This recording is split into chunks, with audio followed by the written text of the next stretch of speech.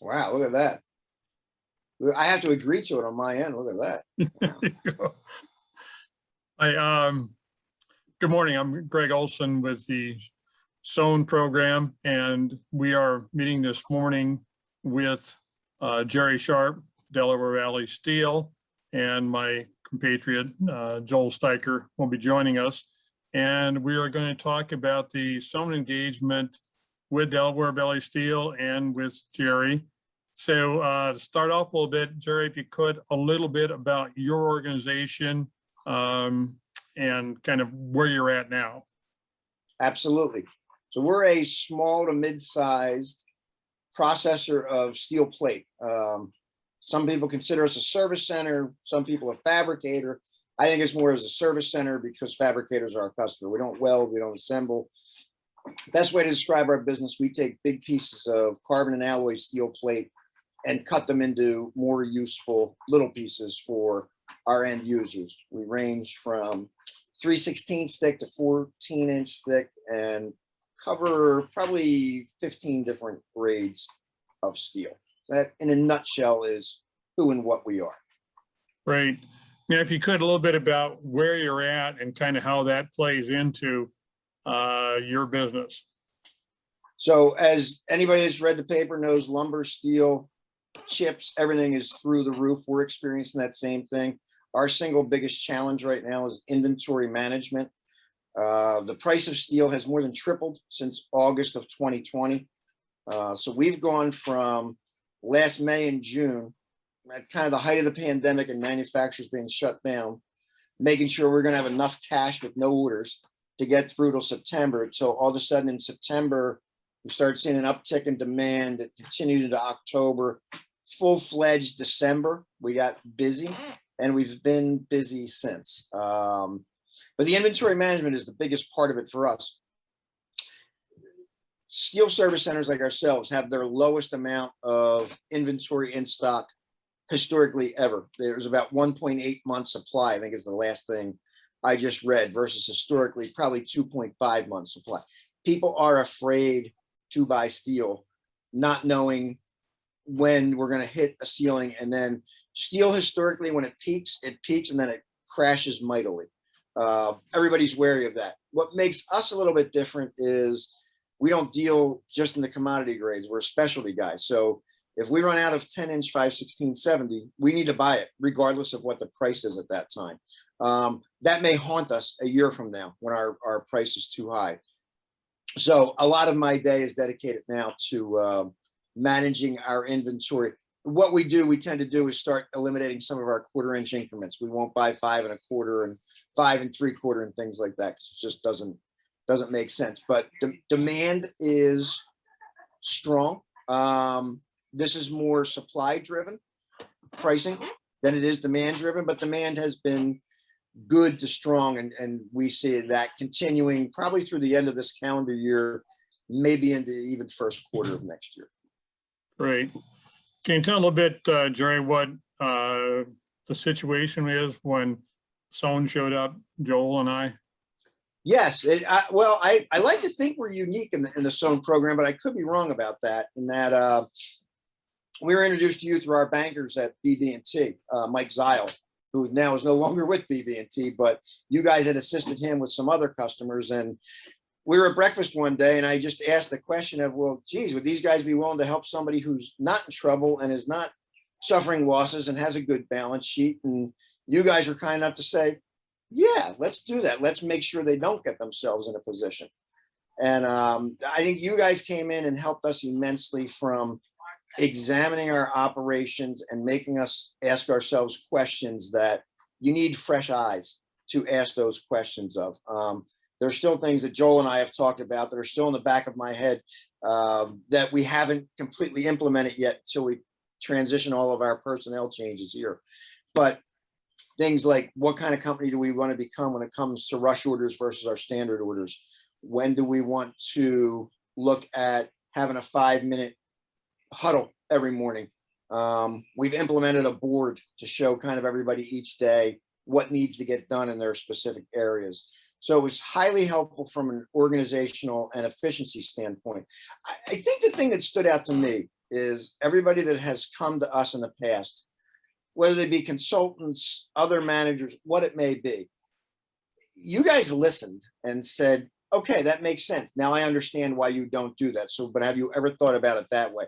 A lot of people will just poo-poo you and say, well, no, you're doing that wrong. I very, very much appreciate it, both of you taking the time to listen and say, okay, I can understand why you don't do it that way. The second part of that, where Joel specifically was a lot of help, was when our ownership approached us about an ESOP. And Joel has a lot of background in that. And it was a big help for us to decide for us that it's not the right thing for us right now until we get some growth, which we hope Bill to help bring that on for us. So. Great. Thank you, Jerry. Now, one of the things that we do, and when we came in, there is concerned about the volatility of the industry. And, sometimes when someone comes into an engagement, it's not particularly the individual company.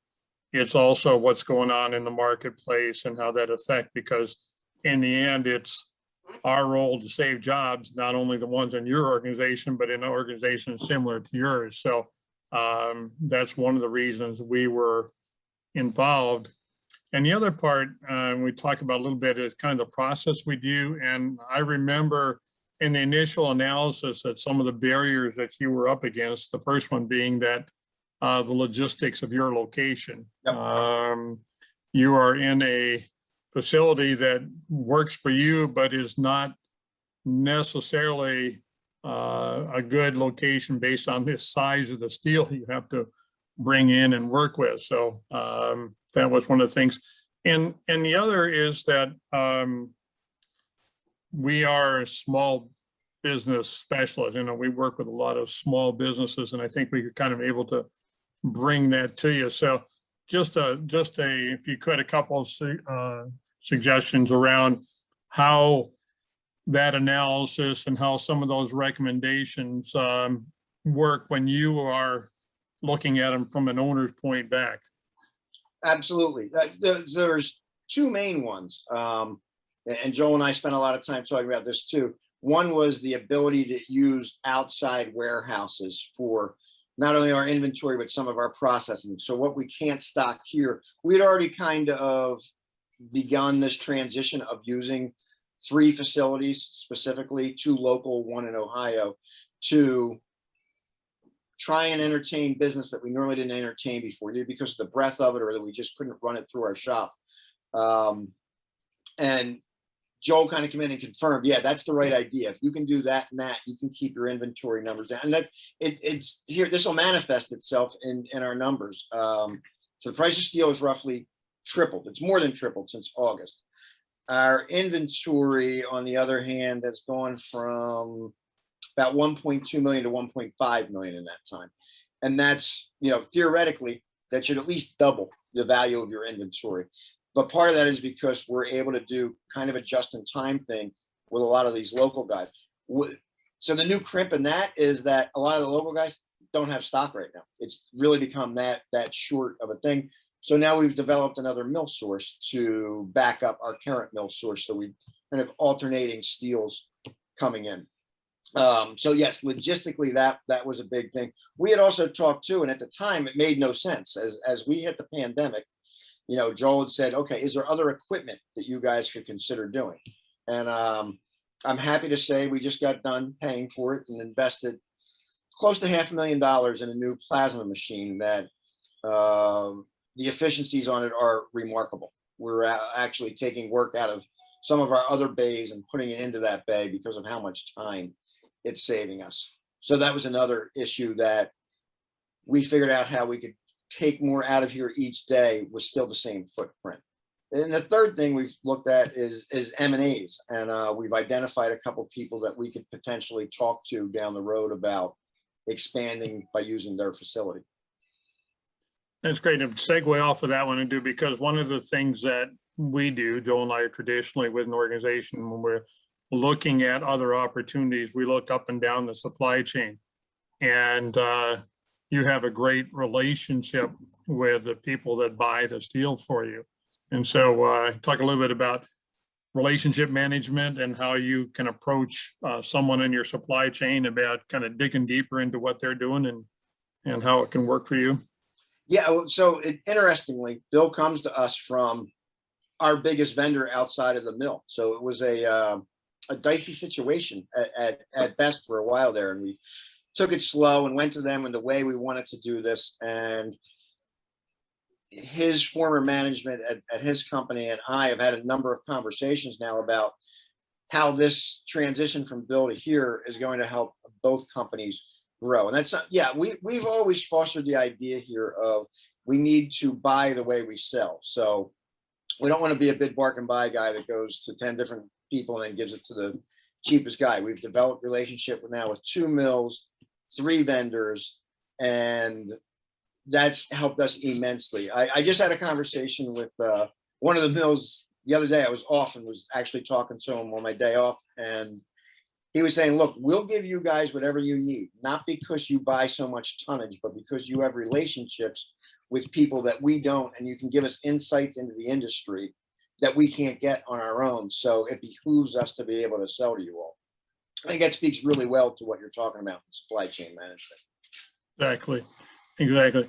And you can a little bit too, Jerry, about, we had talked about your role, that's kind of what you do and how you do it, and some coaching things that we talked about. And to your credit, you are very open to suggestion and you are very good at implementing things that work for you. So if you could talk a little bit about that. Well, I would tell you that the biggest reason that Bill here is because of that. You guys were able to be here for maybe an hour and say, you've got too much to do. You can't, you don't have the time to run the company. You're too busy putting out fires. With bringing Bill on board, and we're also going to be hiring another salesperson once we transfer Christine, who's in sales now, over the accounting function. We'll add another person there to alleviate that, and because we're predicting growth for ourselves now. But that was, again, the ideas in the back of your head of like, okay, I really know we need another person. Business stunk, so you didn't really want to make that capital investment at the time. And then having you guys come in and say, yeah, no, you're not going to be able to efficiently keep running this like this when you get busy with just being one person. So again, it can kind of confirm to my suspicion of, okay, we need to do this. So having that outside voice, I can't begin to tell people how important that is. Or as I've explained to Bill, fresh eyes. You need a set of fresh eyes every now and then to do these things. So yeah, you guys were very instrumental in helping me push that kind of through the goal line. Appreciate that, Jerry. And I think that you're a business leader by doing your action oriented, and most action oriented business leaders are very good at doing things. And, sometimes it's hard to step back and look at the big picture and do that. So to your credit, you have done that and done that well. Jerry, just some recommendations you think you have. Go ahead, Joel. So we kind of pushed you out of your role, though. And I'm wondering, get some comments. So you were really the inside guy and the outside guy. And we said, you really have to become totally the outside guy. Correct. Yes. And that's, I'm sorry, Joe, let me let you finish. No, that's really, I wanted to kind of get some response from you because we were pretty pushy. Well, and rightfully so. It's interesting. So Bill's a young guy. Bill's just turned 38. And as he and his wife were discussing whether this is a life-altering move for him and his family to take a leap like this that he's taken. And one of the things she said to him was, geez, are you going to then be going out and seeing all of your, customers now? Because they spent, their business model there was a lot of mostly working the phones constantly. And he said, no, he said, I'm going to learn the business so I can do that. And Jerry's going to go out and do what he does best and be able to get out and see customers. And we're still, months away from doing that where I'll be able to do that on a regular basis. But no, we have an actual plan with time frame in place of, when he'll assume some of those roles, and that'll free me up to get out more on the road, because people are starting to open up and we can go out and see them again now. We have to get through these 2 months of just all these transitions we're making. I think by the fall, we'll open ourselves up. But you're I think you were right in identifying what it is that I do best. Great. And I think, Jerry, one of the final things I want to kind of have you comment about is that when any engagement, when we are, our big objective is to kind of focus you towards the future and what the business can be like. You often use this analogy about plan with the end in mind first. And so kind of talk to you a little bit about kind of what it would look like down the road as we see it. And I think you have done a good job of looking at your business, bringing in people to help you, et cetera. So just with some comments about that for people who are listening to this and what it would be, what it's like to be an entrepreneur looking out into the future and trying to make some adjustments in how you're doing things. Well, it's one of my favorite sayings is an old Buddy Ryan saying, which is, if you ain't the lead dog, the view never changes. And if you're not looking at that future and looking to say what's going to make you better, you can't stand still, not just in our business, in any business. I don't care if it's manufacturing, service. I know people that aren't in this industry tend to poo-poo and go, oh, you're in steel, there's no cutting edge technology. I would love for them to come in and see this new machine that we have and what it's capable of doing.